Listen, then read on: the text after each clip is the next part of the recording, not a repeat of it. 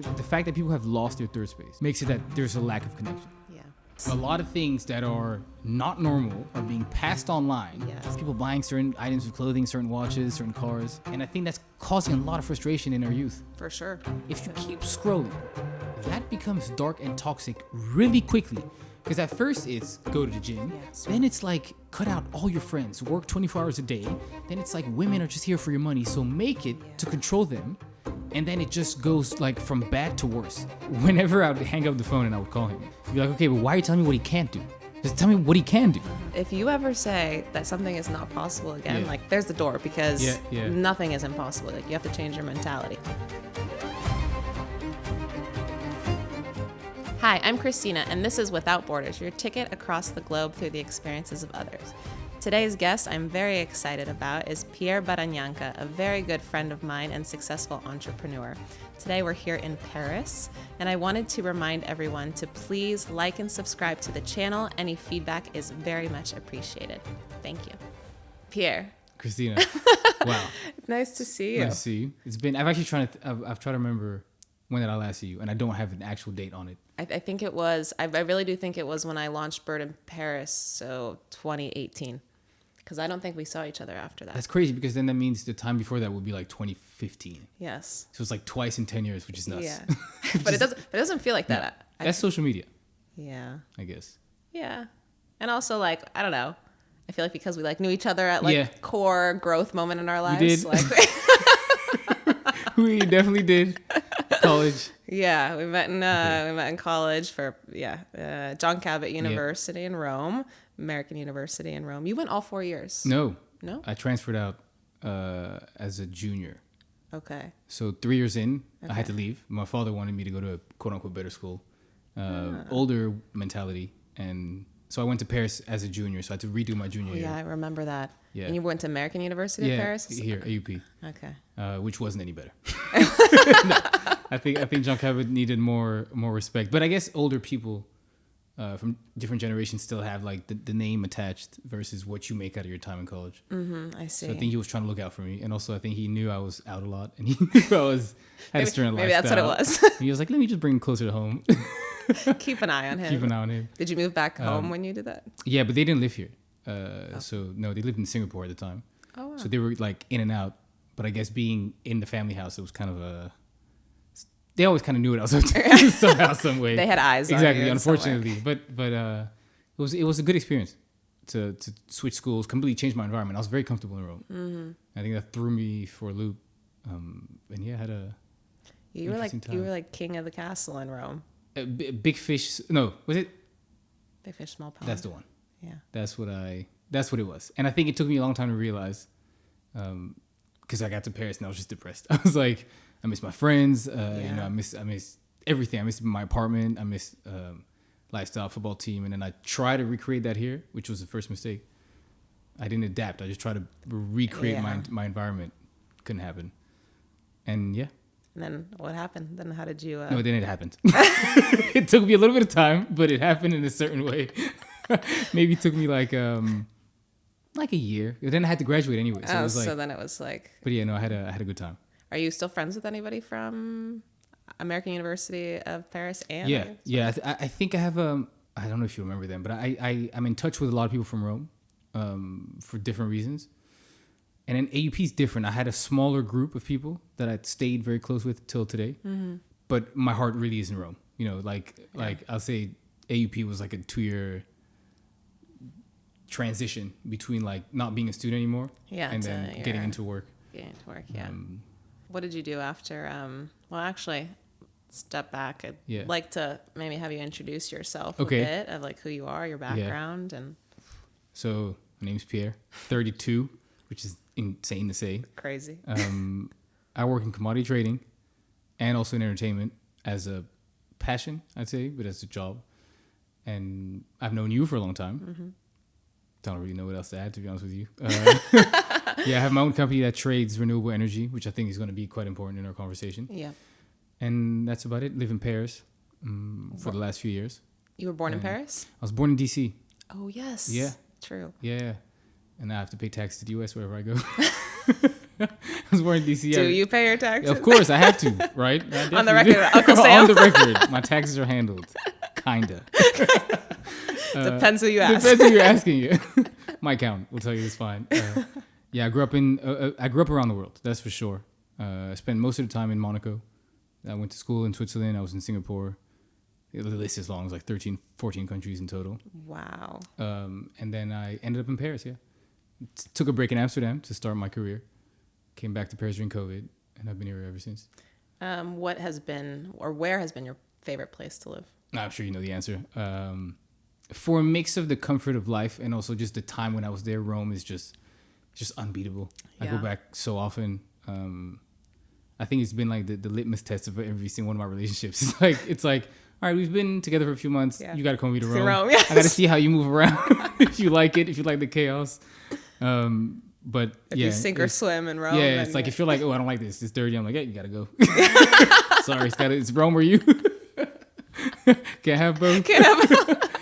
Yeah, actually, I've always said it's a joke, but I guess it's like I almost manifested it. But it's like I'd like to get married and retired in Rome. Oh, really? I'm comfortable there. Yeah, it's a great place. Oh my God, yeah. How long did you stay? So I was there. So I went to John Cabot for 2 years. Yeah. Then wait, just 2? Yeah, I transferred after my sophomore year. Oh, maybe you transferred when I left as well. I don't know. So did we start? I thought we started around the same time. No, I started before you. Okay, so then we did transfer around the same time. So you left in 2013.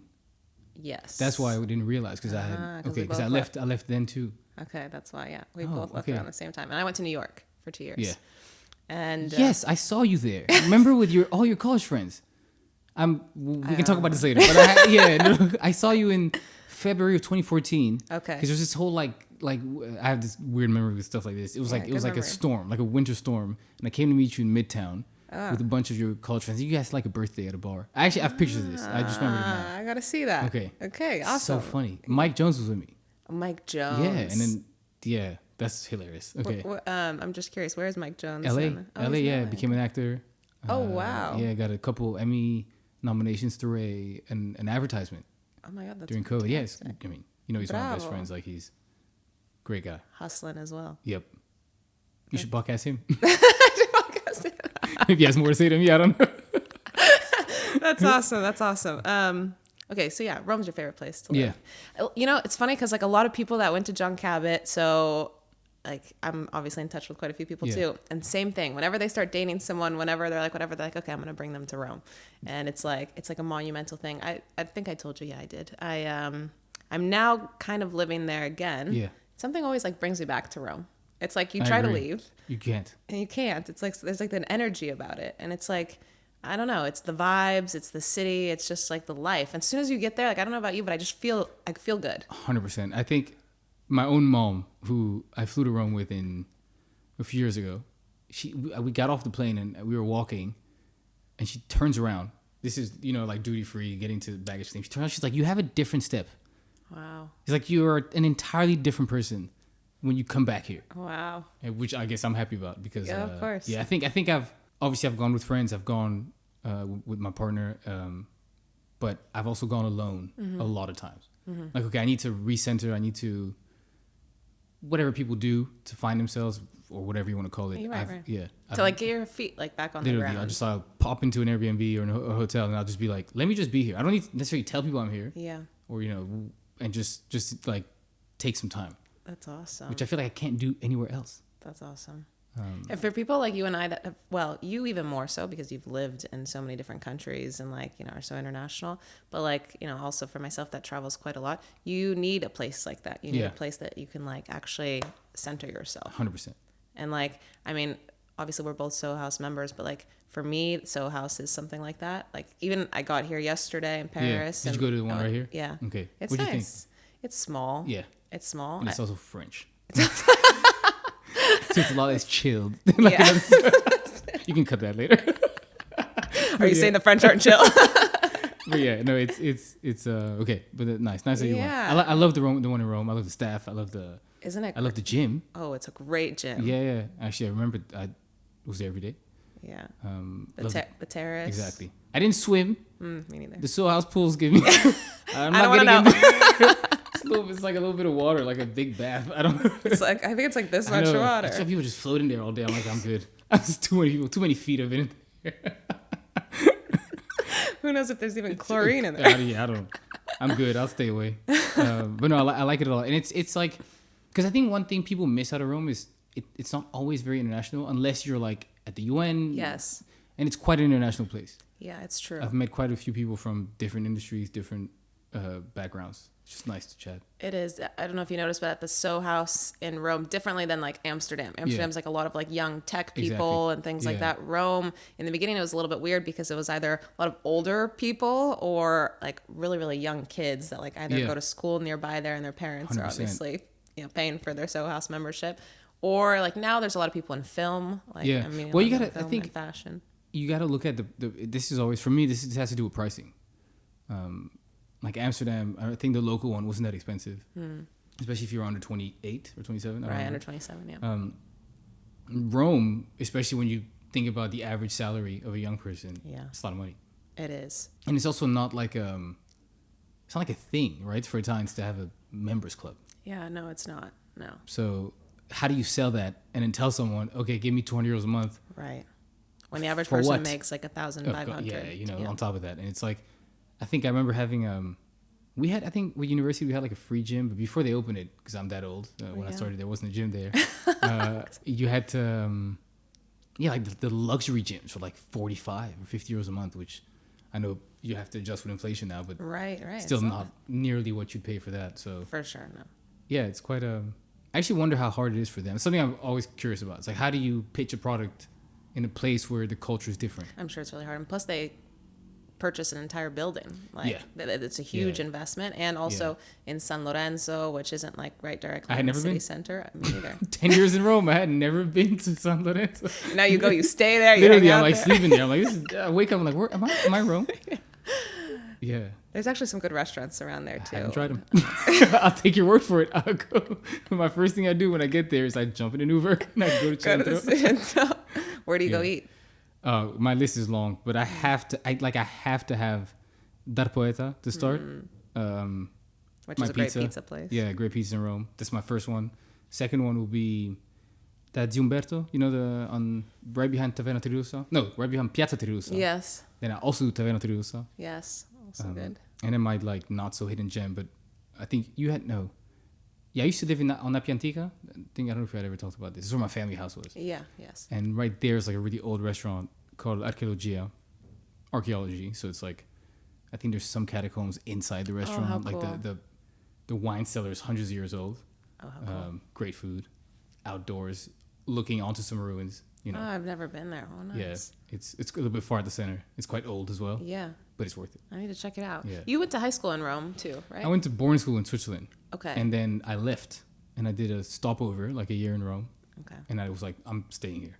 Like I think I had gotten accepted to a few French schools in Paris. And like August 29th, I'm like in the garden with my family. I'm like, I don't want to go to Paris. Yeah. I love Rome. And then my father's like, well, what are you supposed to do? Like, orientation here started already. So we had to like drive to school. Oh, really? Yeah. You drove there from here? No. Oh. I mean, we were living in Rome. Okay. Oh, sorry. Yeah. Okay. So we he was like, what do you do? I was like, look, we got into the car. We went to John Cabot, walked into admissions. And you're like, I'm going. We're like, is there something we can do? Like, do you still have space? Do you still have like something for us? And like, luckily, because to me, it's such a blessing. Because such a big part of my identity was built during those years there. So I feel like if I had gone somewhere else, I could be a different person today. I don't know if it'll be a worse or a better one, but I like who I am. So I'm quite happy about that experience. That foundation. Yeah. So yeah. It's so important. My dad actually asked me a couple days ago. He's like, do you think your kids will go to John Cabot or something like that? Right? That's a very good question. Yeah. My response was, of course, it depends on them and what their passion is and what they like to do. But no matter what, like if I were to have my kids and family in the United States, for sure they should do a study abroad experience. I was going to say that's the minimum. The minimum. Yeah. And I think if you meet, I don't know how you feel about this, but I think if you meet Americans or anyone else for that matter, who never really left the country and they do that semester, they actually become a different person. Absolutely. Like to the point where I still have a group chat from like my spring 2012 semester friends, like that I still consider family. That's cool. And to this day, they can all trace back something that they're doing now, which is thanks to the fact that they were able to study abroad. That's awesome. For 4 months. Like it's life changing. I totally agree with you 100%. I actually don't hire anyone that hasn't either worked or lived internationally because it just completely shapes them differently. 100%. How they work, how they are. Like even this aspect of there was one individual that I had hired who had never worked outside of Italy. And I remember he would say oftentimes when I would like say we have to do something or whatever, he would say, no, non è possibile. It's not possible. Yeah.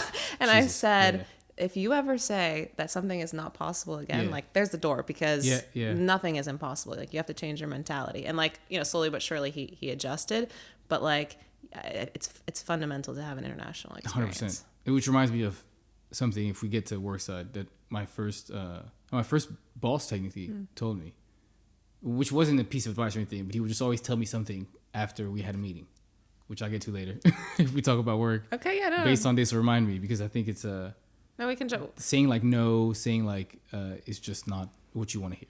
Say no. Yeah, in general. Like non è possibile, French c'est pas possible. Whatever language you tell me something can't be done, it's not the language I want to speak to you. Right. I want you to tell me the same language. Exactly, because there's always a like a way out. At the beginning, when I was a junior, it's my first job.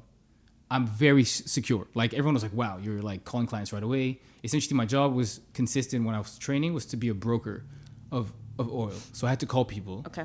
I was like, "Hey, it's not so much of like cold calling like you'd see it on certain movies, or like if you watch Wolf of Wall Street when like that big scene where DiCaprio was calling, pick up the phone. Yeah, exactly. It's not the same because you had to. It was so specific that when we called, it was almost like at least they'll give us market info, they'll give us trends. It's not just, hey, do you want to buy this from me? I'm not like an insurance salesman, Right. It's a true conversation. It's like and so oftentimes I noticed, which I guess had to do with my personality.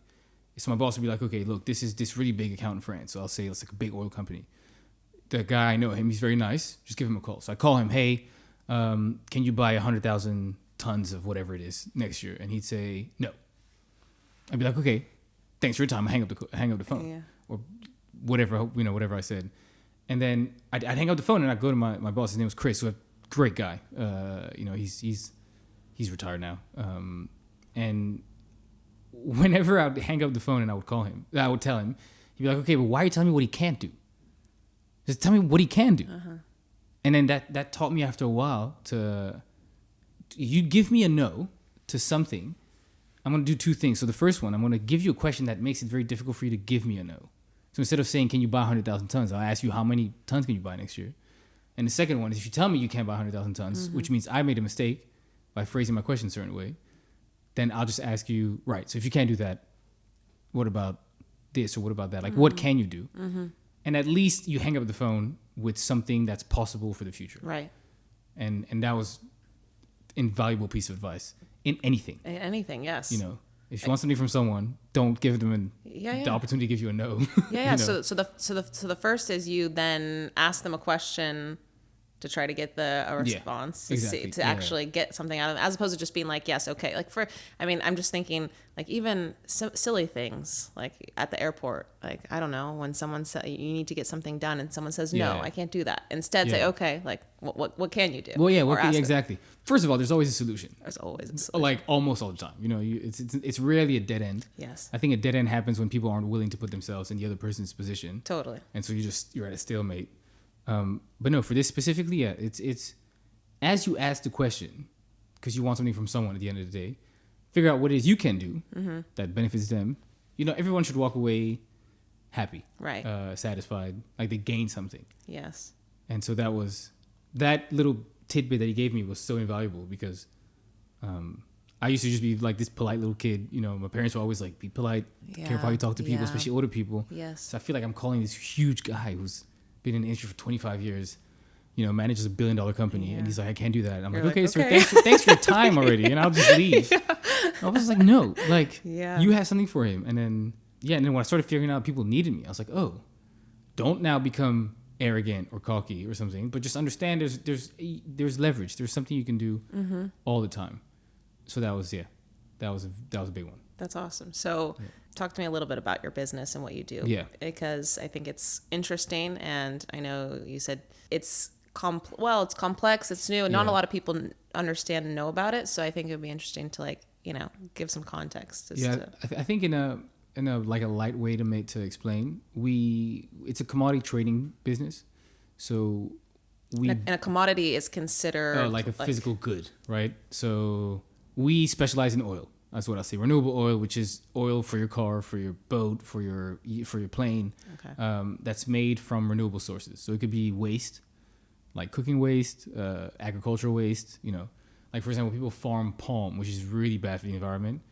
One thing you get this, like you get a lot of wastewater, which then contaminates the entire landfills around. Oh, wow. So that's just environmental for the animals around. Yeah. So what we'll do is we'll pump out that water. Oh, okay. Which has a special name, filter it, treat it, and it will ship it from whatever it was. So it's wherever they're farming palm. So it's like West Africa, Asia, some parts of Central America. And we'll ship it into Europe. That'll be treated and it'll become diesel for your car. So you'll do that? This like extract, or you have a company that? No. So for example, I'll buy it from the person who extracted it. Okay. Or if anything, I'll partner with them and fund it for them. Got it. Then I'll buy the product at a cheaper price, and I'll ship it. And then you sell to. Exactly. So then I'm active on the entire supply chain. So for example, I might sell something to someone and then buy it back from them once it's been transformed. So once it's been taken from a waste to an energy. So our biodiesel market is actually mandated by governments. So like in Asia, I specialize mostly in Europe, but in Asia, in the US, and in Europe, governments will force you to blend a certain amount of biodiesel with your normal diesel. Oh, wow. Okay. And so you don't have a choice. Otherwise, you're paying a fine. Oh, wow. So you need to buy it, which also makes my job a little bit easier. Right. Because you have to talk to me. Yeah. You need me. I'm making sure you don't get a fine. And I'll tell you how to do it because it's a bit of a nuisance for them, right? Because you look at a big company, some of these companies have higher market caps than Apple, they're huge companies, huge oil companies. And now they have to, by law, run a small part, 10% of their output through biodiesel. It's not. So they probably don't have the infrastructure built for it. They'll have it. Okay. They just don't care for it. But they need it, right? They need it for PR. They need it for not to get fined. And also they need it because it's the future, right? If you think about it in a more positive way. Mm-hmm. Yeah. You're helping the environment. You're doing positive. You're having a positive impact. And so that's when I come in, essentially. So I'll consult for free because I'll tell them how the best strategy for them to move for like the next 12 months. And based on that, we'll establish like a purchasing strategy together. I'll trade it, which is also why I don't charge the consulting because I feel like that would be double dipping. Oh, yeah. That's nice. I'm like, I'll give you the advice. Yeah. Then we work together. Does it ever happen? It's like I'm nice, but I'm not that nice. Does it ever happen that they don't work with you? Yeah, it does. I think one thing that happens is there's a lot of competition. So I do know that, for example, me calling clients and then speaking to them about the market or going to conferences, or I have this like newsletter that I post on LinkedIn every other week that recaps the market, which is very important information. Oh, good. I give it for free because I'm like, that's what somebody would do as ad spend. Yeah. For their company, right? Yeah. So like you with Bird, you would Right. you would maybe do social media marketing. Right. I can't do that, like Right. because I'm targeting B2B only. Right. And So I mean that would be hard to target. Yes. exactly. Yeah. So my marketing will be taking a client for lunch. That's literally and obviously I'll make sure he enjoys lunch, but I'll also make sure he understands what I do. Yes. It'll be posting market information that's not readily available. That's fun. That's a perfect. Yeah. Perfect job for you. It's actually my my biggest break was probably thanks to nightlife, surprisingly, which shows keep your skills. They're always come in handy. But so we have this thing called International IE Week. It's called International Energy Week. Okay. So I had just joined Jan 2017, and IP Week was it used to be called International Petroleum Week, but now we're about energy because it's renewable. IE Week. Things have changed. Was late Feb. Okay. And so I show up, I still don't know. I didn't know what biodiesel was, right? So I knew, but I was still learning. Luckily I'm not shy. So I had no problem talking to people and telling them, listen, I'm fresh here. My team is really powerful, really strong, but I'm a junior. But we needed to find a place to host about 75 of our clients for dinner. Oh. We were based in Amsterdam, not in London. My boss didn't really know. He used to go to this one place that was terrible. I told him, I was like, this place is not good. Again, that's me not being shy. I was like, you got to change. So I found a new restaurant, whatever. I planned a dinner, and I knew someone that was able to get us a lot of free stuff, extra during the dinner. So it was great. And then, unfortunately, you take 75 men out for drinks. They want to party. They want to, they don't want to go home because they're out for a conference. They want to go out. They're away from their families and wives back home. I was gonna say that. You can say that, and it's like we're like getting. So my boss is on one. Essentially, it was like we had taken out this restaurant. So we have like 15 tables. We have one member of our team per table, more or less, because we're about 10. Okay. And my boss comes up to me and he looks worried. I'm like, well, what's going on? He's like, Pierre, we need to take them out. I was like, Chris, this is 70 like old people here. You want me to take out on a Thursday in London? You want me to use my contacts? And I was like, guys? oh God. So I just go outside the restaurant and I started like harassing anyone I knew from when I used to go out a lot. Anyone I had ever met. And then, little by little, I got text back. And one guy was like, okay, Pierre, tonight there's this nice place going on. It's here. I was like, let them know I'm not showing up with a bunch of young, well-dressed people. It's going to be suits. It's going to be old people with white hair. Yeah. Lots of gray hair. Yeah, literally. He's like, okay, I'll call you back. So I'm now freaking out. In like 5 minutes, which felt like 20, he calls me back. He's like, okay, Pierre, you can go. They'll this is where I did something, I guess, for me. But he's like, I put your company name. I was like, no, call back and give them my name. So he calls back. I guess it was my personal branding. And he's like, okay, if they go there and they say Pierre, they'll get in and we'll take them to a section. Nice. Because I had to make sure the restaurant was done, the bill was paid, etc. Right. So like most of the people didn't show up. So it's like 40 people now, but still like a big group. Still, yeah. So 40 people show up to this club, but like in London on like a Thursday night at like 1 a.m. And they all have to say, I'm with Pierre. And so I was like, great. That's what I wanted. Yes. Because then I showed up and everyone was like, Pierre. Thank you. This is so fun. Obviously the club was happy because we had to have a big minimum spend for them on a random Thursday. They were happy because they had to have a great night out. They drank until 5 a.m., etc. I think I went home and I actually went home pretty early. Once everything was handled, and I was like, okay, now they can do their thing. I've been doing this for a long time. I'll go home. So I'm back to the hotel, and obviously the next morning, I went. We started a conference, so I went, and not only was my boss was like, thank you so much. Like, he was like, this was great. But a lot of people who I had never spoken to were coming up to me. It's like, thanks for yesterday. Wow. Great time. And these were like heavy hitters from my industry. Oh, wow. So that was already like a good way to get my name out. That's awesome. Which had to also quickly be switched from, I'm not the party guy. Just because Right. So I had to follow it up with work. But it was great because my name was out there. And like the next few days, people were calling my boss like, hey, can I speak to Pierre? I just have a question about his market. That's awesome. And I was like, and to this day, actually, I was just there again. There's IP week, IE week in Feb, and then there's another one in October. So I was just there. And some of them will still remind me. Like, remember when we all went out in 2017? I was like, yes, of course I do. They probably don't know how much of an important thing that was for me. And totally, that's awesome. But yeah, so that was... that's awesome. You like took like your past, your personal life and your skills in that and actually like connected it into your work. It was, but I like what you did when you said that you used your own name versus the company's name so that they remember you specifically, which is obviously important, especially in your industry, I'm sure, because you're, a broker. Is that a I would say at the start we were brokers. Yeah. Sorry, yeah. So clearly it's important that it's you and not just the company. And then, everyone, then you're like, hey, I'm Pierre. Everyone probably is like, who's Pierre? Yeah, who's exactly. Pierre? Because I just joined the company. It's like, who is Pierre? Yeah, and you're like, it's me. Also helps that there was literally 0 black people in my whole industry. So they're like, Pierre, okay, that one, sure. Okay, we know who this is. And then, which is great because now that's changed. So that's also, I love to see that. That's changed now? Yeah, quite. Well, first of all, Africa became a more important industry for waste collecting and stuff. So it's just nice. I think anything that grows worldwide will then become more diverse. Because it used to just be a bunch of European companies. Right, and that was it, exactly. Basically. Older oil guys that switched over into renewable oil, etc. Why is Africa becoming more... Okay, so try not to make this overly technical, but to make biodiesel, you need the waste, right? I'll say it can be crop, but I'll say waste. And you need it to be, like, you need to find it. Essentially, the demand is a lot higher than the supply. And the demand is also growing faster than the supply. Wow, right? Okay. And so everyone's going worldwide now. Like, okay, I need to find feedstock, and I don't care where. I don't care. Feedstock is what you use to make the biodiesel. Okay. So the waste oil, etc. You call that a feedstock. You call it a feedstock. Yeah. Okay. And so you just have people willing to throw.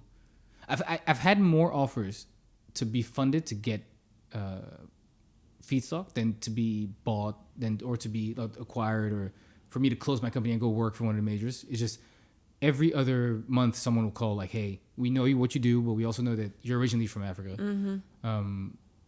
Would you here? Like, we'll give you. They'll just throw money at you. You know, awesome. I think the Italian company has like a $7 billion budget just for this. Wow, annual? I'm not sure. Okay, all right. It's either annual or over 5 years, something. But it's a lot of money. That is a lot of 5 money. or 10 years, and so it's an important thing, and it's crazy because it's an important thing that the large majority of people don't know even exists. So you were. I wanted to ask you, like, what are the trends that you're seeing in this industry? Is that like one of the biggest trends? I think that the trend is growth, because by all available data, we're doing very poorly when it comes to the environment. Mm-hmm. Right. So this is something that helps, and therefore it's something that we need more of.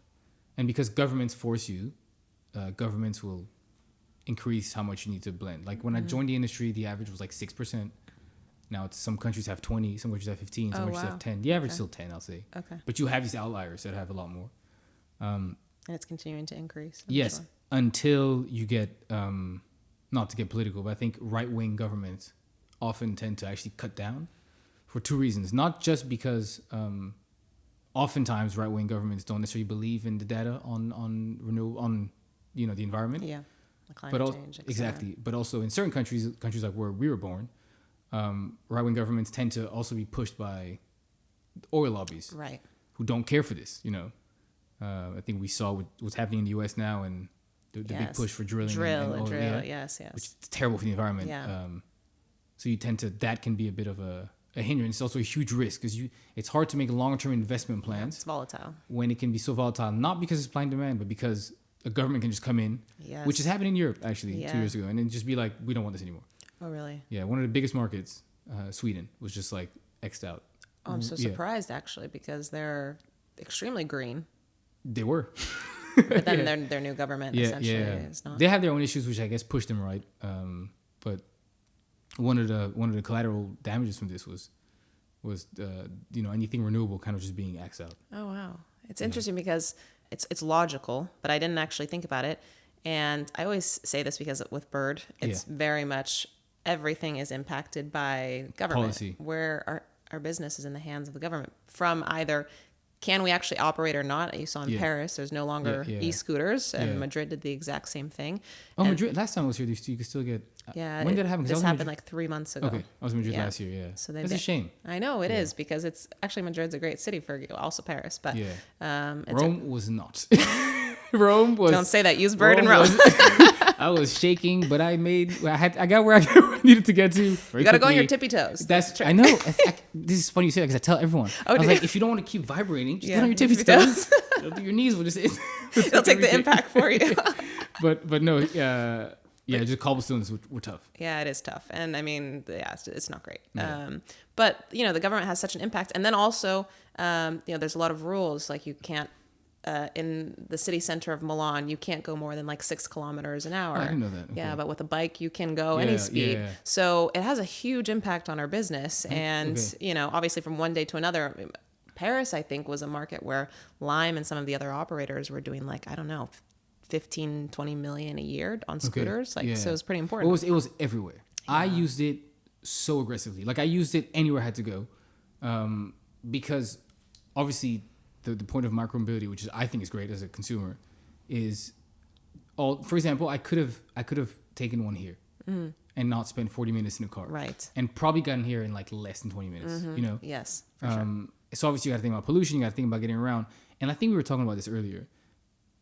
In whether you're negotiating or something, there's always a middle ground. And I think, I don't know how it was in Milan when they made up these rules, or in Madrid, but in Paris, in my opinion, they just went from okay, great, extreme, to just out. Yes. So it was two ways. First, it was a big, in the news, you started seeing a lot of like too many articles about this. I was like, Yeah. surely this isn't that deep. Yeah. But like I'd watched the news and they were talking about how somebody maybe had an accident, wouldn't say that person was drunk, you know, like Right. they would, and then Or it was oftentimes their own personal scooters that was actually hacked and could go like 30 kilometers an hour or more. You can see those all the time here. Yeah. They've made the scooters, the ride sharing ones, unavailable, but there's still a bunch of people that bought them because you can now rent them for pretty cheap. But those go so fast. Yeah.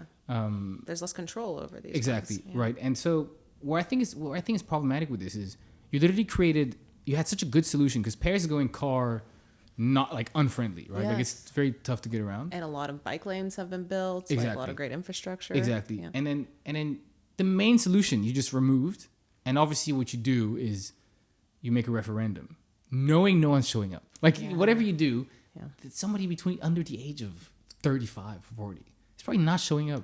And they showed the data, right? Because it was overwhelmingly like, get rid of them. Right. It was like an 80% vote. Yes. And everyone was like, how? And then you look at the data, and it was age. like, no one actually showed up to vote. And the people that did show up to vote are the ones that are really against these things. Yes.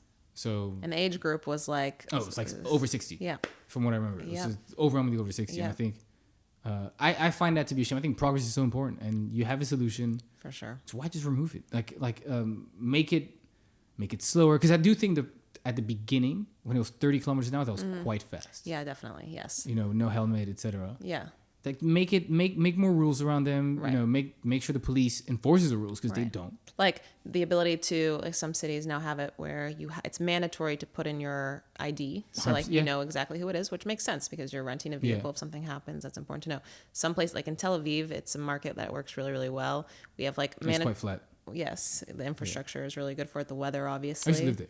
Oh, you did? Yeah, in Herzliya, so just north of Tel Oh Aviv. yeah, I know exactly Yeah. where that is. I didn't know you lived Yeah, there. it was Why my did you first- live My there? first ever internship, like serious internship. I was in a hedge fund. Was this after? It's university? 2014, so it's after Rome. Oh wow. Yeah.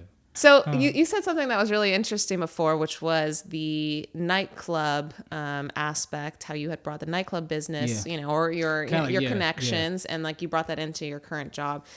Like I remember in college, you built this like Yeah. it was like our home, Yeah. right? Like, Jesus. I really was like obsessed with this place, like, you know, with the city. What did you do? You found No, so it was to try and make it. I think it's a cool story in hindsight, but yeah. So I used to throw parties. Actually, no, it first started by you show up as a freshman. You get these like kind of predatory older men that are like, oh, you seem to know people. I'll give you free drinks if you bring like girls around. You're 18, you don't know any better. You start, but then like the drinks don't come, or like then the girls don't get treated well. So you're like, okay, I don't need to do this anymore. right. Then I started throwing parties where I felt like I had more control over that. And then I started selling tickets for all the big shows, right? Because I figured out a lot of people DJs. come, they don't know who to get in touch with. And It's then true. it was a time where like EDM was big. So you had like Avicii, David Guetta, these guys. Steve Aoki, yeah. Yeah, exactly, right? And so people were like, oh, how do I get tickets? So I used to just write on our Facebook groups, like, guys, anybody wants tickets? Come to me. And they were the same price as anywhere you could get them. But because I sold them, the management company was paying me like 5 or 10 euros per ticket. But I ended up selling hundreds of tickets every time, right? Because it was like, That's awesome. you know, and I'm like, Rome is cheap. I was, you know, making a few $1,000s so easily. I was like, this is great, you know. Bravo. And then one of the guys was like, Pierre, I really like working with you. Essentially, he told me a lot of selling agents were always like losing tickets, essentially pocketing the money. But I was always quite sharp. It was like, I see you at 9 a.m. to give you the money. There was never ever an issue. So he was like, I want to introduce you to someone. So this guy was this older Thai man who owned this restaurant. And in the restaurant, he told me it used to be very popular. Like in the 80s, all the players from Rome would show up, or like the celebrities on Piazza Augusto Imperatore, right? Okay. So where the Bulgari Hotel is now. Yeah. But like with everything, it fell out of fashion. He was trying to find something. I think he also himself got older. Like it's tough to keep a grasp on culture. Yes. And what I liked about him is I didn't get he invited me to dinner at the restaurant for free. It was with him. It's very respectful. And he said, I'd love to do something. What's your idea? He didn't say like, I'm going to throw a party. Come, I'll give you 50 euros, which is, you know, and then and free drinks. He asked me my thoughts. So I like that. And I said, look, you're missing a few things. Like it's just a restaurant. So we needed to get lights. We needed to get like a sound system, which I didn't know were quite expensive. But luckily when I was younger, I used to go roam this like DJ store next to Piazza del Popolo because I'm so passionate about music. So I used to go buy CDs. vinyls, and I had met some people there, right, who turned out to be DJs. So when I went out later, they remembered this younger kid who used to show up at the store, and they're like, "Is this you?" And I was like, "Yeah," and I didn't know you were a DJ. So I went up to them, and they kind of like leased me the stuff for free. Equipment. And I paid them back with every night that we did. And yeah, so I set up this. I set up this like nightclub. I had no idea this is what was happening in the background. Yeah, because this is when we were seeing each other a lot, Yes. like when you were back in college, and so I set that up. I launched it, and also so great because like I think John Cabot was such a wholesome community that everyone showed up. I didn't need sure. to like be that weird guy like, "Hey, come to my party tonight." Like No, not at all. I just kind of told people, and I Yes. got along with most people, Yes. and everybody showed up. You know, and it was cool because it was like 10 euros you get in with a drink, but obviously it's college budget, some people couldn't really do it. So I'd say like, listen, just come, we'll figure yourself out at the door. What I wanted was something inclusive. Yes. I just wanted everyone to have a great time, and it's Yeah. like, in my mind, We did. exactly. It's like, see, we're talking about something that was 12 years ago, and that still has such a positive impact on it. Of course. I'm sure if we talk to anybody from that time, and they'll say it. And that to me is worth more than any euro I could have made from that, because it's like, it was so impactful to me that I hope it was as impactful to people that showed up. For sure. Even Just the name Our Home, is so inclusive, right? Yeah, I'm like getting nostalgic. Genius. It was so that was his restaurant's name. Oh, it was actually the Yeah, name of the he was like, no, it was the restaurant was called that. Oh. I didn't come up with that name. Oh, okay. I wish. Wow, but Yeah. okay, but that's actually that was perfect. It was kind of serendipitous. No, because he wanted to like switch everything up. I was like, no, I like the name. I had switched up. Do you remember how it looked?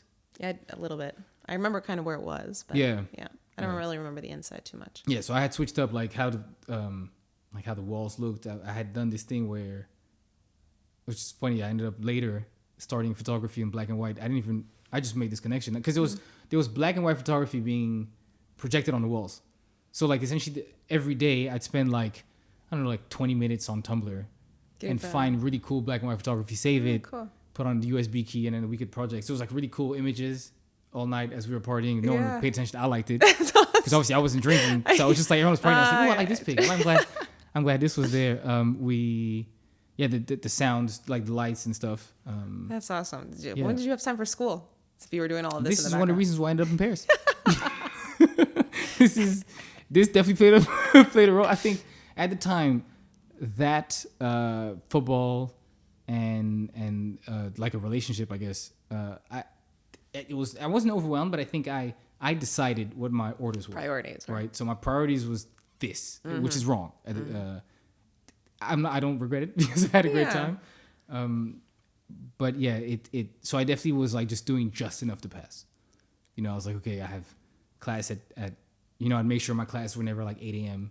So the class from like 10 to 2. And I was like, all right, I'm done. Right. I never did a party or something before the night of like soccer practice, soccer games. Yeah. But I think, my classes ended up being third on the list. It's not uncommon though for people, like I've always said this. So that's a very entrepreneurial, like you were an entrepreneur already in college. Yeah, it didn't feel that way because it's like, I didn't feel like I was working, It was like you loved it. You were passionate like I'm about throwing a it. party with my friends. That's literally, I'm just bringing people together. Isn't that the best? It was incredible. To make money off of. Yeah, it was incredible, and it didn't feel weird because I know that like nightlife can be seedy. It can because you're like begging people to spend a lot of money and then you make a percentage of it. Right. But because Rome wasn't like a table culture or like a bottle spending culture, it was just like come and have a good time, and then me and the owner would split the profit in a very equal way for me, which I thought was great. And so it's some of my best memories for sure. That's awesome. Yeah. That's awesome. And then, I mean, obviously now that you're an entrepreneur and you have your own business, it's not as fun. How do you, okay, so it's not as fun, but how do you balance personal life and business and try to keep that fun in your life? Yeah, I think I didn't for a while, which was a mistake, right? I think I went into starting my business as the like guy who consumes, the average, I was 20? I was 28. I think I started on my 28th birthday because I had a non-compete. Nice. So that's when I started working. And I went in, you can sleep when you die type of attitude. And you're 28, single, you don't have anything else to worry about. So I was like working all day. But it felt good because I was motivated. I was like, wow, I've always said I had my own company. Here I am. 2 years later, so this is 2 years from now because this was 4 years ago. I'm tired. Like I can tell you 2 years ago, Q4, I was like, yeah, I need a break. I need a burnout. I wouldn't call it burnout. I think the clinical term of burnout is like something you might go get treated for. It was more like You're when I tired. stopped being happy on wins, I was worried. Like I would get a big win. I had gone through a lot. My father passed from COVID quite quickly, like unexpected. COVID also took a lot of my friends away because they left Paris. Like this happened worldwide. I think people ended up going home. Yes. Lost their jobs. A lot of people left cities. Exactly. So I ended up, like, okay, I had my company, but like, I would still go out, see some friends, be able to get that breather in the evening to like, oh no, all I do is work and I'm not present in anything. Like it'd be a thing where someone was like, what were you doing in March? And I couldn't tell you. Oh, wow. If I didn't go through my phone and look at pictures, I had no idea because I was just in front of my laptop. I had a little WeWork at the time. It's from like morning to night. And because I had nothing else going on and maybe also coping with grief, I was just like, my head was in my laptop. So I'd say I didn't bounce it for a while. It didn't get too bad. I definitely just felt really sleepy, really tired and very unmotivated, which is unlike me. People were coming to Paris like, oh my God, Pierre, I'm in town. And I would lie. It's like, oh yeah, sorry, man. I'm somewhere for work. Yeah. And then I started giving myself like hard stops. Like let's say for the day, like, so today it's like 2:30 or 3 p.m. now. Mm-hmm. I was like, no, I would love to do this with my friend. Yes. I've had a good week. I can take off. And I consider this not work. This is fun. Thank you. After this, I'm not going back to work. I'm going to go to the gym. Nice. Have my gym back So right house over there. gym? Yeah, exactly. And then, so now I balance by actually giving myself work hours, which is tough. Good. Yeah. When you work for yourself and you're like, I mean, we've talked about this. You're not a one-man show because you have a team that helps you, but like ultimately the buck stops on me, especially when it comes to like anything talking to a client. And so it's tough. Like yesterday, I actually got a call like 8:30 from a client who likes me. I've known him for so long. But the problem is I picked up the phone because I knew if he called me now, he probably needed something. He didn't, which really annoyed me because it's not that I just spent 20 minutes at 8:30 like speaking to him. It's the mental aspect of like, okay, now I'm back in work mode. Yes. And I remember because it was when I was like figuring out what I was going to do for dinner. And I ended up, because the call was long, I ended up going back to my desk, looking at work, ordering Deliveroo. And next thing I know, I worked until 11. Yeah. So it's like, but I can't not pick up the call from a client of mine. So I think, it's the hard stops. It's also really enjoying the stuff like the weekend. And also, like, if somebody calls me for something nice, like, hey, Pierre, I have something going on a Wednesday. I'll make sure I get there. At the end of the day, I only need my laptop and my phone. I was just in Milan with some friends. And it's like, okay, I'll take 3 hours out of that day to work. But you can still have to live. Yeah. You have to prioritize your own life. And you also have another business, right? That's also a passion. Yeah, yours, right? It's fun. So I've always loved music, consumed it.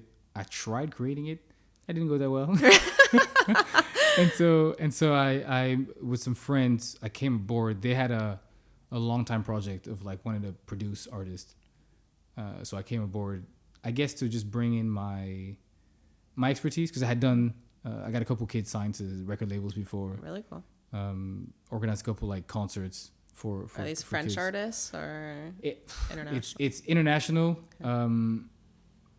but it's not something I think like there's a lot of like Nigerian artists as well. So I'm not sure cool. how known to the audience they would be. But I love Nigerian artists. Yeah, I'll share some things. I'll share some things. Maybe when you post it, I'll share some people that like do. So you can see. But yeah, no, it's something that I love. But it's actually something I had to back away from as well on like a day-to-day operation because I was working until 9 or something on my work, and then I was switching into calls. I think at the time our distributor was Def Jam, so they're based in LA. Oh, wow, cool. And so you had to be LA Times. And he's great. The guy who was directing it there would be up at like 5 a.m. But I couldn't talk to him at 5 a.m. because I was on my work time like 2 or 3. Right. So like 6, 7, 8, I'd start taking calls for that. Oh, and it's like we had like a lawyer for contracts. We had an immigration lawyer to get visas for the artists to go there and to be able to do sessions, etc. Cool. And so I was working like, but I think there's a day where I'm not joking. I work 24 hours. Wow. Obviously, I like so I started worked on everything, and then I had to take a couple calls, and then it was like a bit of an emergency. Mm-hmm. So I was in bed, and then I think I got like a WhatsApp at like 1:30. I couldn't sleep, so I saw it. Yeah. So I started replying, and I picked up a phone, and I swear it was like 6 a.m. by the time everything was done. And I was like, well, in 2 hours. Did like an all-nighter, basically. So I just went, which I've never done in college. I've never done an all-nighter in my studies in my life. Not even one? Never. No, never. And Everyone did one. I'm going to be so judgy here, but I think if you did an all-nighter in college, you just were not organized. Like, yeah, no, for sure. Yeah. Oh, in liberal arts like we did. I'm sure people who've studied some, like hard skills. Yeah, no. It was definitely because of like procrastinating until the last minute. Yeah. Yes. But then my sleep is more valuable. I'll figure it out. I'll be late to the exam. Like I'll tell him, sorry, couldn't make it. We'll figure something out. But I've never pulled. I think the latest I stayed is when our library would close at 1. Mm-hmm. Then I'd stay until 1, but I'm going to sleep. Yeah, that's no chance. I think you remember our house with my roommate at the time had no Wi-Fi. Had no Wi-Fi for like a year. Oh yeah. Like there was no chance I was staying up all night. Yeah, there was no Wi-Fi. Yeah, it's a different time. By the way, can you imagine that today? That's crazy to me today. That would never happen. The first time you walk into someone's place, they're like, "Hey, what's your Wi-Fi password?" Which is such a shame. There was no Wi-Fi. There was no TV at the beginning, and we only had like Blackberries or like early iPhones. Yes. So we weren't like doom scrolling. We were actually talking to each other. Totally. Makes me sad. It's crazy how time has changed, hasn't it? Yeah, for the worse, if you ask me. Yeah, I agree. I actually have a dating app idea because, and we should talk about this more, but like, because I think that the way dating has become is pretty shit nowadays. Yeah. Like, first of all, people don't really, depends. I mean, obviously you're in a relationship, but you have a different type of personality, but like guys don't really approach girls like they used to back So do you feel like guys don't approach girls outside? Yes. Okay. How much of that do you think might have to do with not wanting to come off as a creep? A lot. Okay. I think a lot. I think it's like, it's a cycle. I think that females have made men feel like shit for like, or like they're creepy if they do something like that. Okay. I've talked about this a lot with my guy friends that are single. Because obviously being single at 23, throwing parties in college is very different. Totally. Than being single at 33, 35 or later. Totally. I mean, so first of all, a lot of people work remotely now. So you're not in school, so you're not like interacting with people on a regular basis. There's not as much of this like community because you're not going to an office oftentimes. Yeah. A lot of people working remote, like I said. Post-COVID, things have just changed in general in the way people socialize, and like people are a little bit less likely to even go out sometimes. I notice even with friends like post-COVID. I think we fried our brains during COVID. I'm not gonna lie, because you had to cope, right? You're on your phone. Yes. I don't know anyone that wasn't like, I started like really going through my phone. Yeah, and like it was like TikTok and Clubhouse. I didn't get TikTok. I refused because I'm already struggling with what I have. Just like Instagram, which is it's not even that active anymore, but it's just watching. Yeah. And the algorithm. So. And all of a sudden you find yourself like a half hour and you're like, oh my God, I just wasted a half hour of my life. What really annoys me is when it's not so much the half hours, because I can't do those, right? It's when I'm doing something while I'm watching stuff. Oh, yeah. Like yesterday I caught myself, again, after I have 2 dogs. I walked my dogs. I come back into the house and I realize I've been undoing my dog's leash for like a whole 3 minutes. Because I'm not watching, right? I'm just on my phone and I'm just like, yeah, okay, whatever, trying to undo it. My poor dog is being pulled left and right, and I was like, yeah, I gotta relax off. No, it's true. Though. It's so bad. I think I'm very close to just complete deleting. I understand. I did for a while, and it was great. But it's like I'm in touch with so many people. I don't know. I'm not willing. It's not even like I'm not willing to get rid of that because of that fact that when most people don't have my phone number outside of work because I've traveled and I've changed it so many times. Right. But they all have social media. Yeah. And then knowing so many people all over the world, it's nice that like when you get somewhere, you can easily like see like if someone posts that they're in Paris or whatever, you're like, oh hey, oh my gosh, I live here or whatever. But yeah, it's definitely changed. And so I don't know. There needs to be something that like reconnects people, like in person, like the ability. What do your friends say that are single guys? Not good stuff.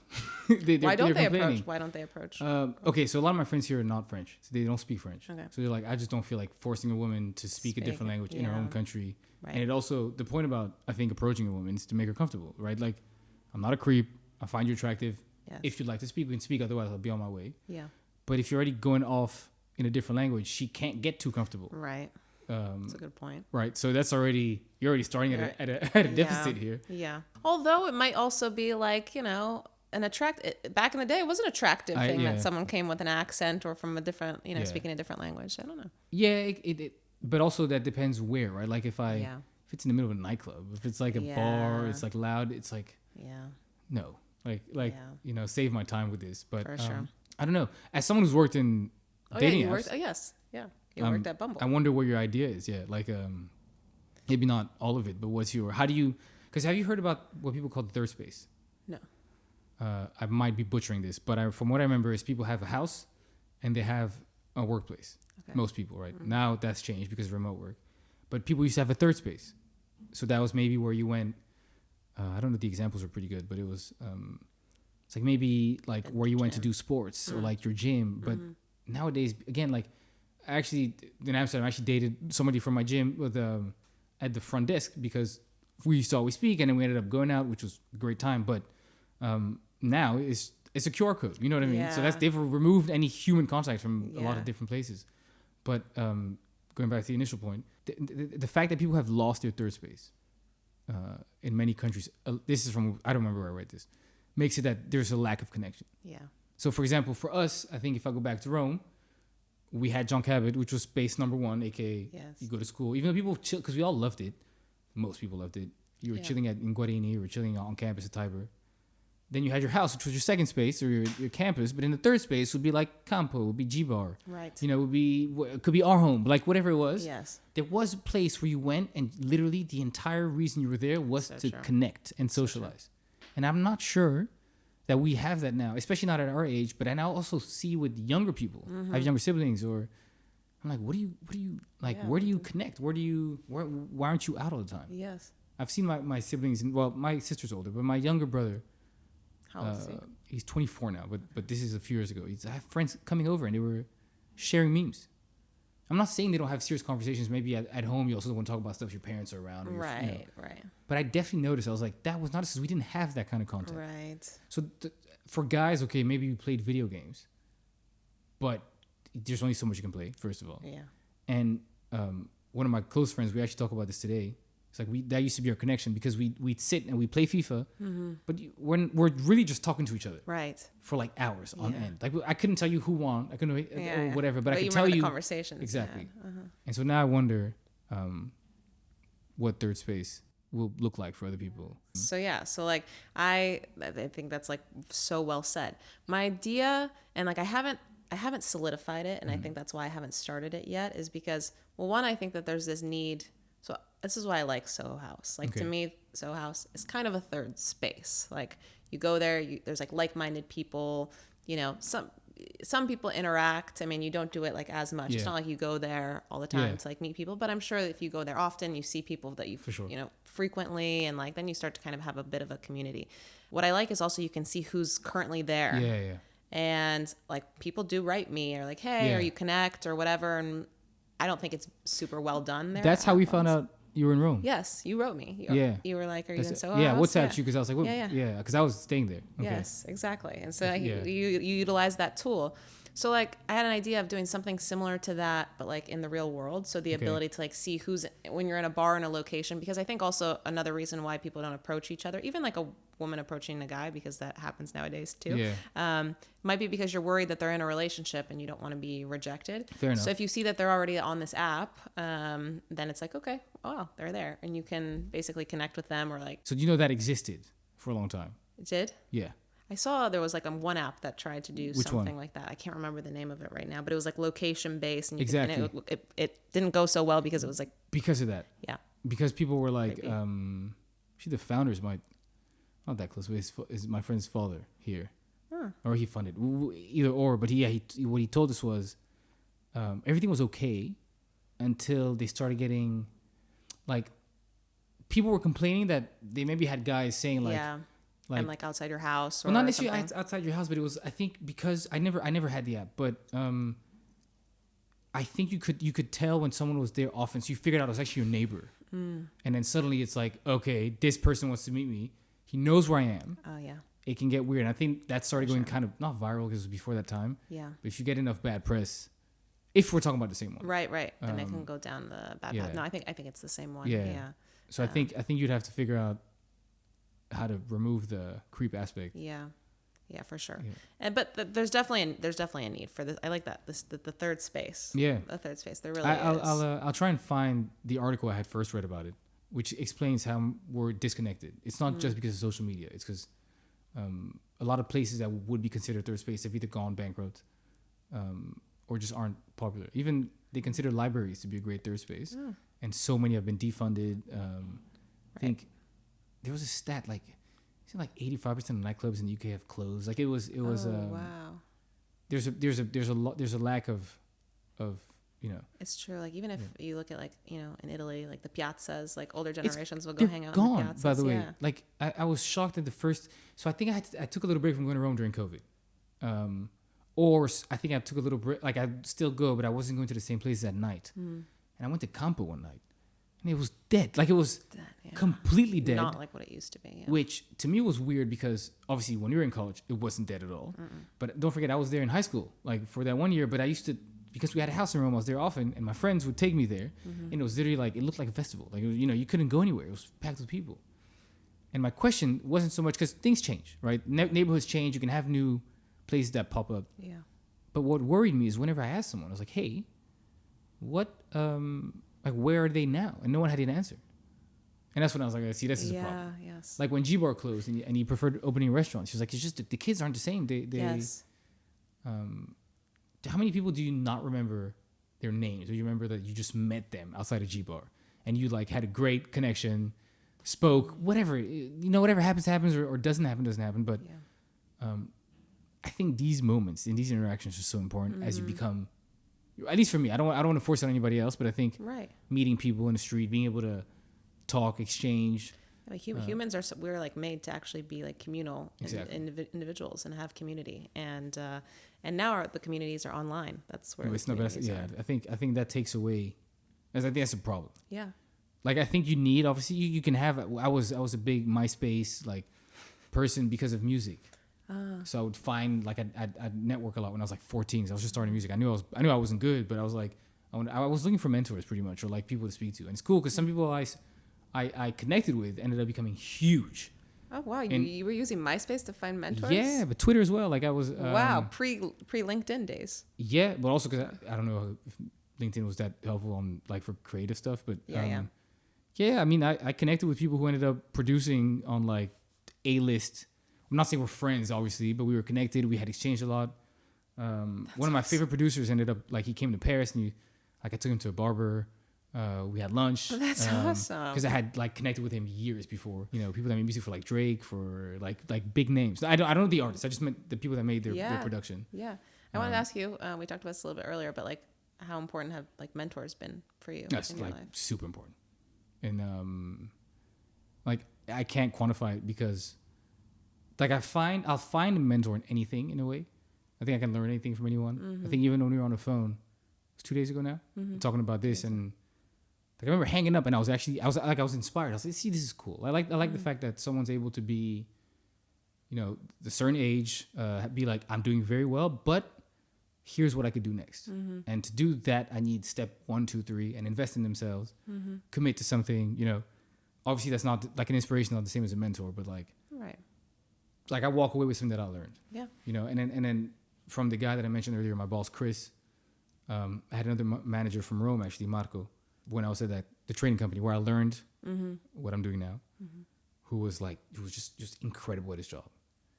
And he was less, he wouldn't really give me lessons. He wouldn't tell me what to do, but I was sitting next to him. Yeah.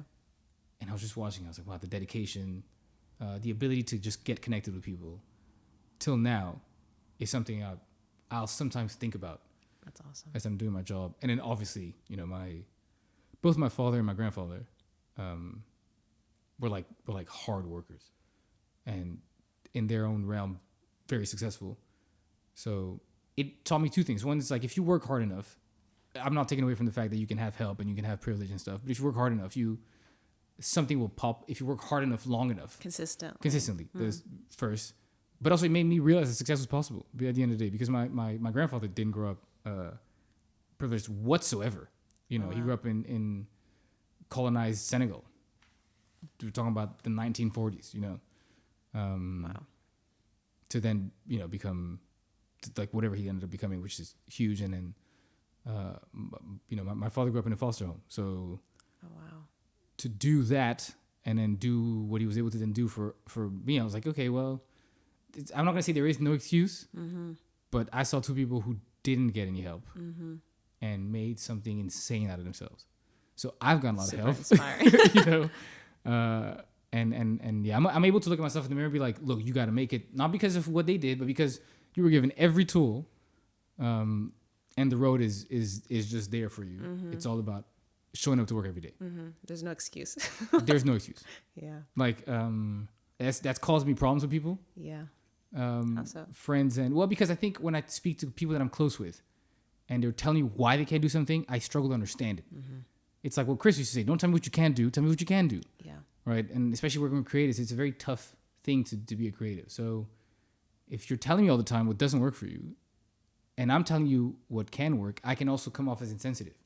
But I'm not being insensitive. I just believe in what it is that you can do. Right. It's actually you trying to like push them to do it and help them. Actually. But people don't always respond very well to that. Yeah, I'm similar on that. Yeah, I think that's been a problem.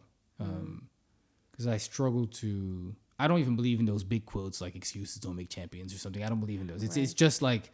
It's just... if you work hard enough, in my opinion, and long enough... I'm not saying you'll become Jeff Bezos. That's not even what we're going for. It's just...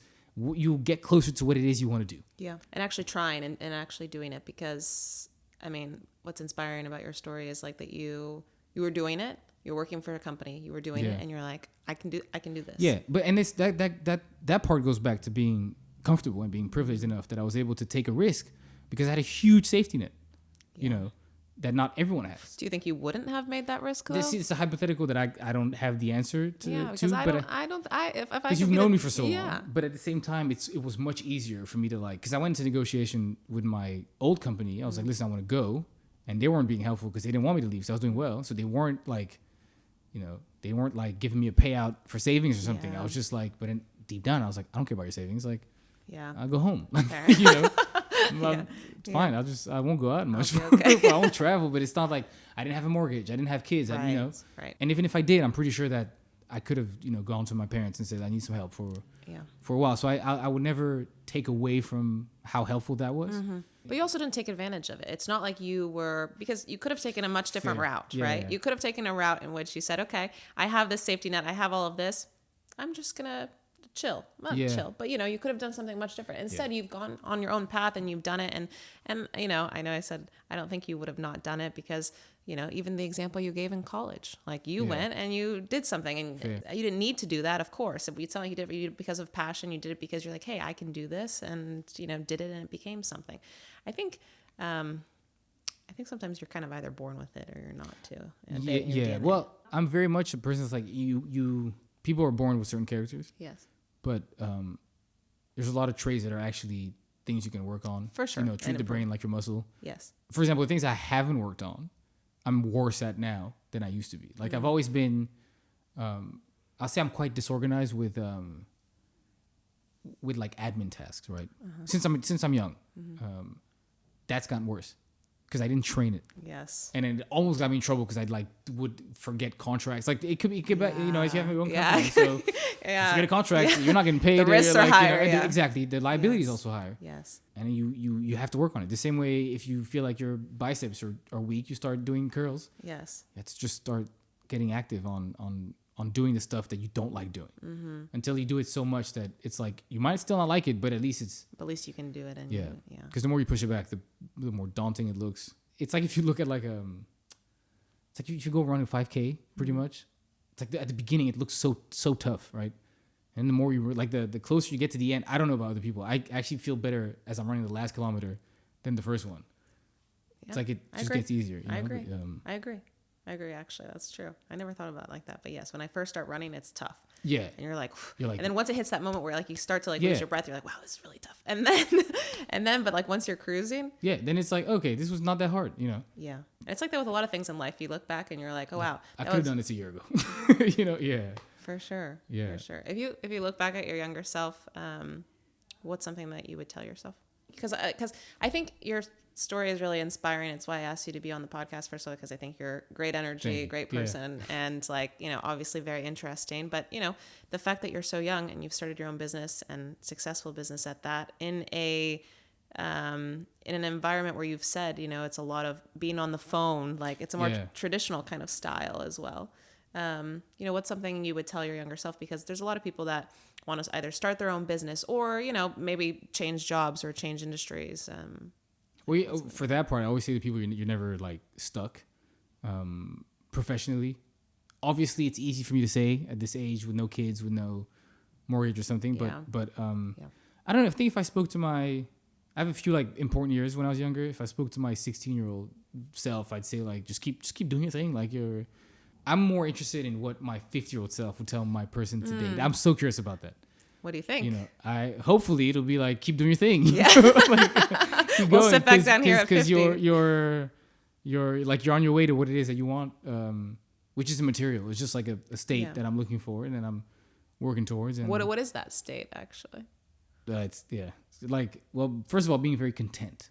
I'm a very grateful person. In general, when I go to bed, it's my last thought is what I'm grateful for. Like since I'm a child, right? That's great. Even when you have a bad day, you gotta count the stuff you're grateful for. And if you do it, it's like you almost trick your brain into being happy in that moment. For sure. Again, I know it's easy for me to say for certain things, but of course. But I don't like what I'm worried about in life for people and sometimes for myself is regrets. Like looking back and being like, oh, I didn't take that shot. Why didn't I? I didn't like what stopped me from not doing. Like sometimes I look back and obviously I'm very happy with what I made of myself, but things, for example, like my music, right? Music is something where I started, I was like, oh, I'm not really good at this. And I kind of just gave up because at the time, maybe going out was more fun because I was doing this in high school and in college, essentially. And then a little bit after, because this guy liked what I did, he became pretty famous. And he sometimes still texts me. He's like, man, you should come back, help me with this or help me with that. And I'm like, there's no chance. But yeah, like in hindsight, I'm like, oh, I could have just given it a little bit more work. Because what I got from that experience usually back then was, let's say I'm like 16 and I'm passionate about something since I'm a kid, but now I'm actually like consciously passionate about it. It's not just like, oh, I like this thing. Right. So I'm deciding whenever I'm alone to just go discover new music, try and make some. So I know what good music sounds like. And then to try, I think I just assumed I would make the stuff that I was hearing from my favorite artists. Yeah. Obviously, it was never going to happen. I worked to go from like step 1 to step 5. And I think that was actually quite easy because if you don't know music, essentially the beginning is like to make production on your computer. It's actually not that hard to hear, but then to make it good. So from step 5 to step 100 is a lot of work and a lot of time that I would have given, but I just was thinking about the stuff at the time. You want to go out, you want to meet girls, you want to be out with your friends. Yeah. And I wouldn't consider it a regret because I'm happy where I'm at today and because I still have a foot in it. But I could see how that could have gone differently. Like, let's say I had a job I didn't like. Let's say I was working something I didn't enjoy. I could see this feeling being much bigger. Yeah. So let's say if today I had a little side dream, which I'm always dreaming about stuff. If I don't take the shots towards them, I could see myself at 55, 60, hopefully 80, whatever, being like, oh, I should have done that, Yeah. Because I think regrets are almost linked with how content you are with your life. For sure. If you're happy, you're able to accept them. Yeah. But if you're unhappy, they're way heavily on your shoulders all the time. Yeah. And that's something I don't want. And you can see that in some people. Like, I don't know, I've met people that are probably in their 50s and 60s. And like, if they're someone that has heavy regrets, you can see how it weighs on them. And differently though, I think my dad is a really good example of this, who's like obviously an entrepreneur and has restaurants and nightclubs and things like that. He said, I think it was last night at dinner, he's like, you know how many deals went bad? How many times like I could have done something? I mean, I think we were talking about Bitcoin. Like we were like, we should have bought more Bitcoin. You know, and I think I have zero. Oh, you do? So that's a regret. But I'm fine. You're content. I'm good. I'm straight. No stress there. But yeah, I could have been nicer. But don't bring it up. So you know what I regret Bitcoin talking about is like, I love houses. I've always loved homes. I've always saved homes to look at these like humongous houses, right? Yeah. So sometimes I see a house that's like worth $20 million. Yes. I don't have even a down payment on it. Like I'm saying, I'm very far from that. Right. I'm like, if I had bought Bitcoin, that house could have been mine. So that's what I mean with like the parallel between how content you are and how regretful you might be. Yes, yeah. In a more joking way. But it's so important because it's like perspective. Like I know you said, I as well am very grateful for a lot of things, and I as well am privileged on a lot of things. But It's perspective. I don't know. You have been to third world countries. You can. There's many times where you go to third world countries and people might have nothing. I went to Havana, Cuba, where their bread is rationed for the week, and like to me, they were some of the happiest people I've ever met. Fair, because that's scaled to what you want, and also it's also what you see at the end of the day. Yeah. And I think that also has to do with why the younger generations might seem sadder, because a lot of things that are not normal are being passed online as being completely, what those trends, quiet wealth, all these things you see on TikTok and on Instagram, and it's like people buying certain items of clothing, certain watches, certain cars. Yes. And I think that's causing a lot of frustration in our youth. For sure. Which is really bad. And I think obviously then that becomes a bigger debate, but I think this whole thing of like younger men becoming like almost like misogynistic and like hating women and hating like society has to do with the fact that we're bombarding them with who they should be. Right. And it's just not feasible. It's not real. No. And they just end up being at home being very frustrated. Yeah. And then you end up watching these podcasts with just like of angry men all the time. Which is one reason why I never wanted to do a podcast. But you don't want to be portrayed as an angry man. Christ. Yeah, no, it's pretty bad. It's actually something that worries me a lot. And when you see election results in places, or you just have conversations, and it's like just general chatter, I think, is being very polluted by the stuff you see online. For sure. It's so true. And like I recently in Rome went out with a friend of mine a couple nights ago, and it's a friend of mine from like growing up in my hometown in southern Italy, but she started dating a guy who went to the American University of Rome. So Marymount. Oh yeah, high school.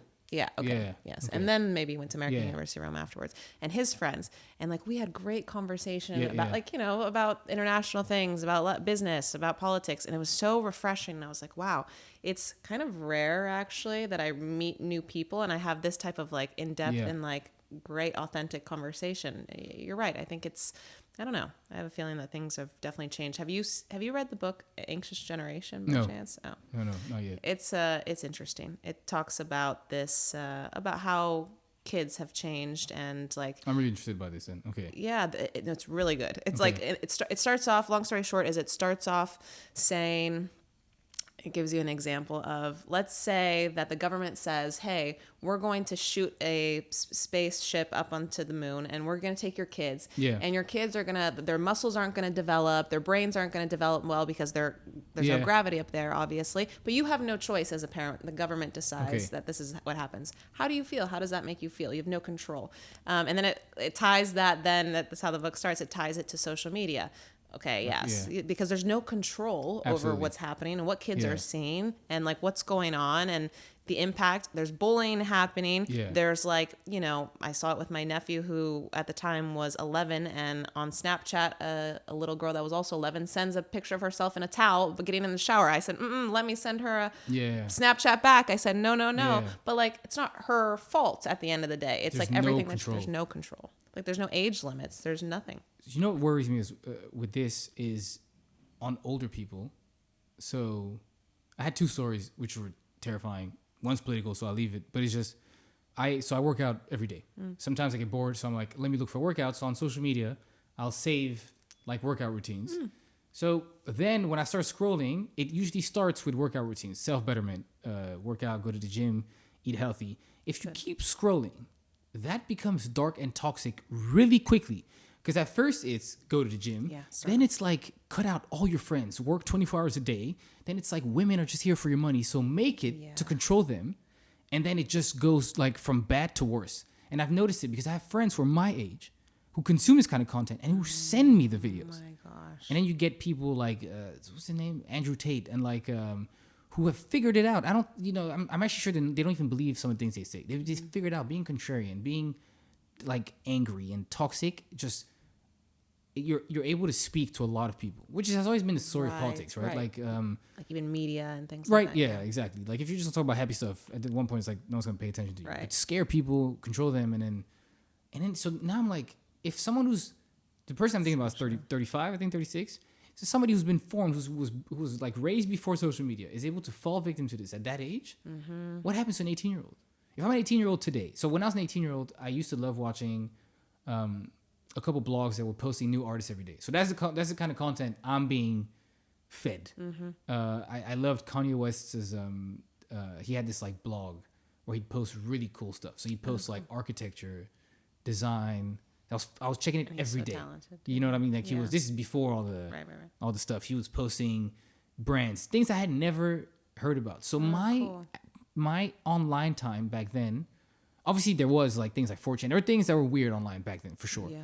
But I want to say the average person around me was being fed cultural stuff. So I was like discovering artists from like Scandinavia I had never heard of, Koreans. Cool.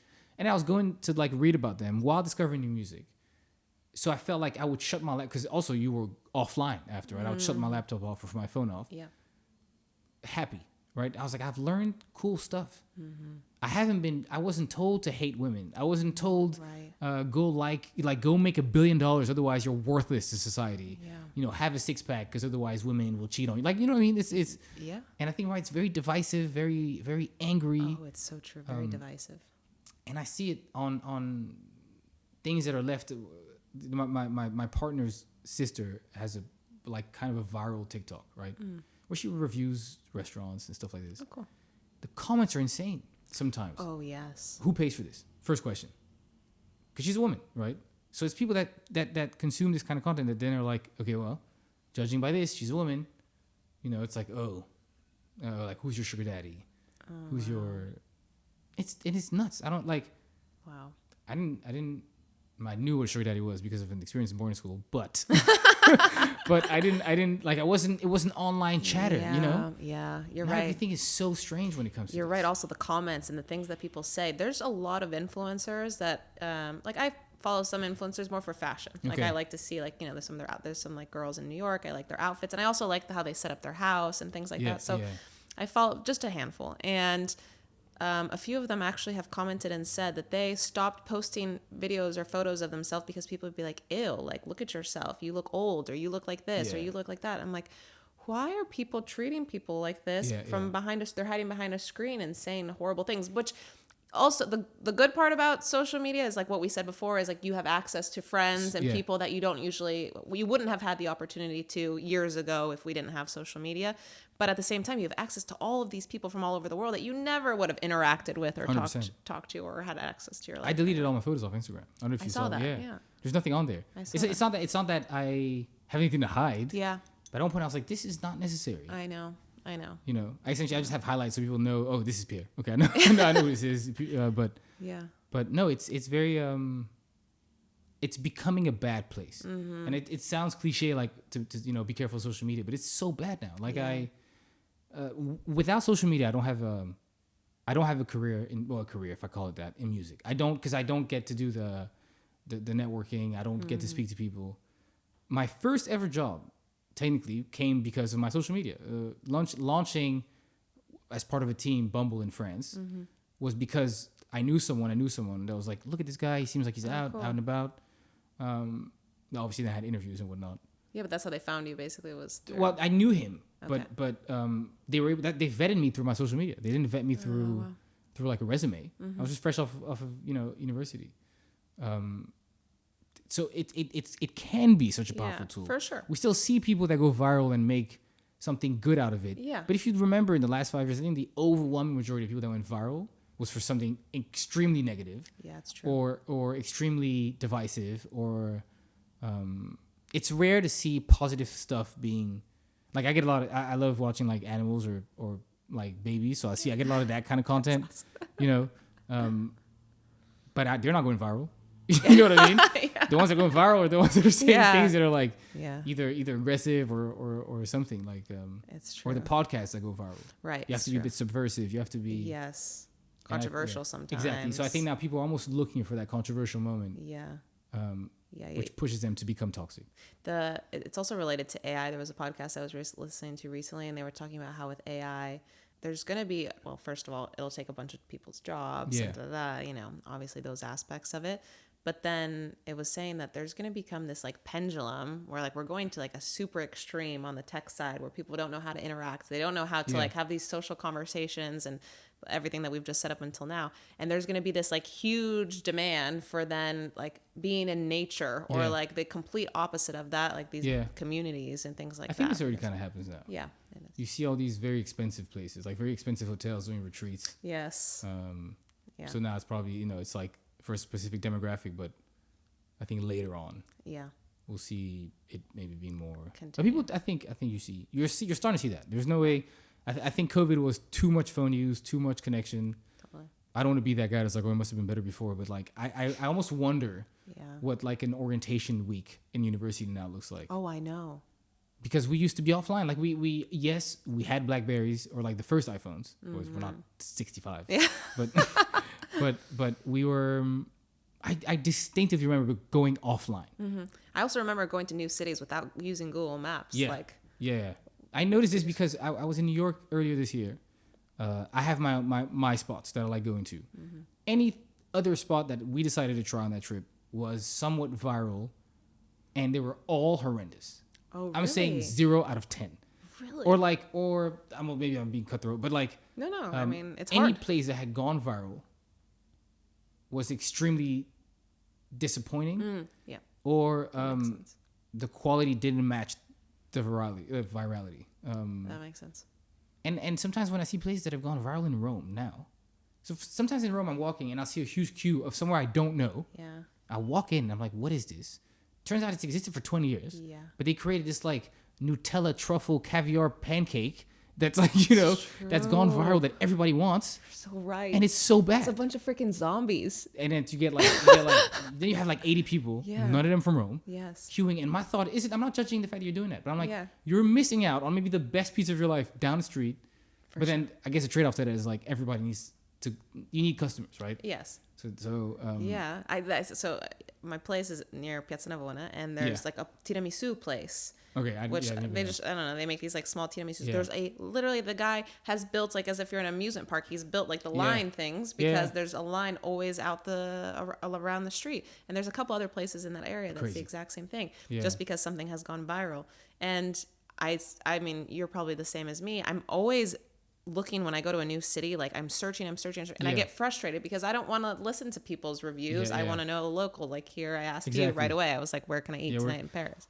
I think I read this somewhere that the internet will probably move back to like a blogs type of energy. And I know for a fact that, do you remember Marina? Yes. Yeah, that has Italy Segreta. Yes. Italy Segreta. Lovely platform. Yes. So she'll take somebody to live somewhere and she'll be like, okay. So I've actually used her platform when I traveled, even in places that I know. So like I go to Rome and I'm like, oh, I wonder what she said about this. Oh, that's and I might try something. Because then you trust. Because it's someone that, obviously someone that I know, but it's also like a platform where it's a website that's using locals. And they'll tell you it's not just, oh, this dish looks good. Yeah. Or this restaurant looks nice, so it'll go viral. But it's become so tough to find, you know. Like all the places, literally New York was just so disappointing. And then I was on the flight back and I was sitting, I was like, you know, this probably was my fault because I relied too much on new ways of finding spots. As opposed to the more traditional, exactly. Of just like texting people. But again, a lot of people left the city, so it's a different time. But it's kind of what podcasts, I think why podcasts are becoming popular too, is because I think people are looking for discussion and information that's not like the typical media. Fair. Like I think you saw it with like this political round in the United States, right? Like what was probably some of the most impactful stuff was like the podcast. Crazy. Because you actually sat down and talked to them and got to know actually who is this person, this individual, and not like the typical media. Well, people consume media, I think, in a different way, right? We've also fried our attention span. So try to read a 15-minute article. It's going to put you to hell. But watching a 3-hour podcast is totally fine. Because people do stuff also passively now, right? Like, I don't consume many podcasts. I have a few that I like because it's music business veterans who are either interviewing other people or talking about the state of the culture, more or less. That's the kind of podcast that I watch. And what I enjoy there is knowledge, because it's like things I don't know about or I don't have access to. But I've noticed my friends who do watch podcasts, they never tell me, oh, I'm going to go watch a podcast. It's like, no, I'm cleaning the house, so I'll turn the podcast on. For sure. It's companionship. Yeah. Everyone's too lonely. I know. You know what I mean? Like, it's great for you because you get to make more episodes. But yeah, it's like, oh, let me, like, I guess it's the equivalent of maybe turning the TV on when you used to do stuff. Yeah, exactly. But it's like, oh, I'm gonna go drive to work, or I'm gonna go on do something, and I play a podcast. And I think it's because people aren't connected. You're absolutely right, because I interviewed my friend Waleed, and he said that's why the All In podcast. I don't know if you all know the All In podcast. It's like 3 guys. Okay. No, 4 guys. And they sit down and they talk about all kinds of different stuff. But like, you feel like you're part of that group. Like, I notice myself, I'm like laughing with them while they're laughing, you know? And like, you're right. It's like, it's connection. It's this lack of connection that people have. So they're looking for community, you know? And I think you need to find a balance. Yeah. Somehow, some way. But it's like, sometimes I'm worried because I'm like, how do I potentially raise kids in a world like this? How do I keep myself sane? Like, right? Because I do want to consume online things, but I ended up, like, the social media I used the most was Twitter. I deleted it because it became so weird, you know. It's like, I couldn't even enjoy normal content without like just scroll down. It's like, I'm like, okay, no, couldn't scroll it in public because you don't know what was coming next. It's sometimes worrying. Yeah. So earlier you had said something that I thought was really interesting. You said that, you know, there's quite a few clients essentially that have come to you knowing that, you know, you do know the African market quite well. And given that you said that there is a high need for the supply, actually more than demand, how do you utilize, let's say, your tools that you have in your back pocket to your advantage to help you, you know, in your business? Well, I don't actually know the market well. Okay. It was more of like a cultural thing. I think when you're working in international like industry, people want to know how they can get to the countries that you're from, and so they'll ask you. It's almost consultancy or lobbying almost. So for me, it was just never saying no. Somebody was like, "Oh, do you know about the Kenyan market?" Obviously not. I've never been to Kenya, but you know, it's like, yeah, I'll find something. And then being able to utilize essentially your background, and this works in my opinion for. You don't just have to be African. Yeah. You can be from any country that's not like developed when it comes to this specific industry, and people will have an inquiry for you at some point. And I think it's about just not turning it down, and then doing the work to be able to actually make sure you execute. Exactly. So what we did, we were able to find local people. So in Morocco, that I'm not even from, who had heard about it but didn't know what to do, but had a little bit of capital, a little bit of a team because he used to do something else. Like tires, and we just kind of onboarded them as a supplier for a big European company. Oh, that's awesome. And then we were able to trade like quite a lot of volume. So I was just like an intermediary on this one. I didn't get it myself.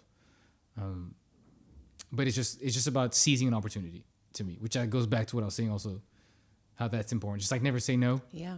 Accept it and figure out after you said yes, you know how you can do. Don't tell someone you can't do.